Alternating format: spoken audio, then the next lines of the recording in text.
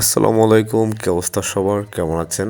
তো আজকে আমরা দেখব একটা বাঙ্গুতে হচ্ছে একটা স্টেডিয়াম, ছোট মিনি স্টেডিয়াম বা টার্ফ করা হয়েছে এবং পুরো বাইরের ভিউটা আমরা দেখব। তো চলুন আমরা দেখে নিই পুরো বাড়িটা এবং টার্ফটা কীভাবে করা হয়েছে। আপনারা হচ্ছে যারা চাচ্ছেন যে আপনাদের পছন্দের একটা টার্ফ করবেন, মিনি টার্ফ বা হচ্ছে বড় টার্ফ, স্ক্রিনে দেওয়া নাম্বারে আপনারা কন্ট্যাক্ট করতে পারেন হোয়াটসঅ্যাপে।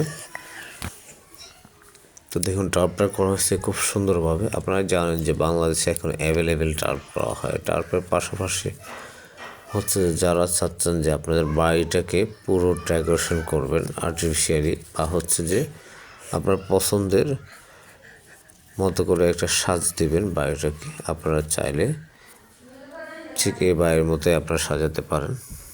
আমাদের এই সার্ভিস সারা বাংলাদেশে রয়েছে। আপনি চাইলে আপনার নিজ ডিস্ট্রিক্টে বা নিজ বাড়িতে এইভাবে পুরো ইন্টেরিয়র দিয়ে ইন্টেরিয়র পুরো ডেকোরেশন করতে পারেন।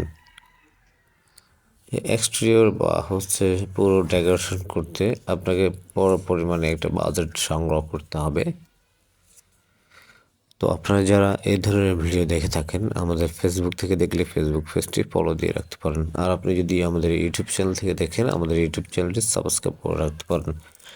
দেখতে পারতেছেন আমরা পুরো বাড়িটাকে কিভাবে ইন্টেরিয়র এবং এক্সটেরিয়র দিয়ে আমরা ডিজাইন করেছি। বাড়ির প্রত্যেকটা আঙিনায় আমরা সাজ করেছি বিভিন্ন কোয়ালিটি দিয়ে।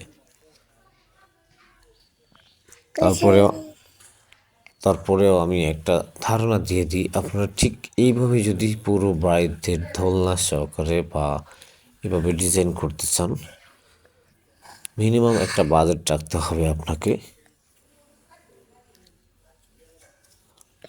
আপনি যদি টার্ফ করান, টার্ফের পাশাপাশি এইভাবে পুরো বাড়িটাকে সাজিয়ে তোলেন, মিনিমাম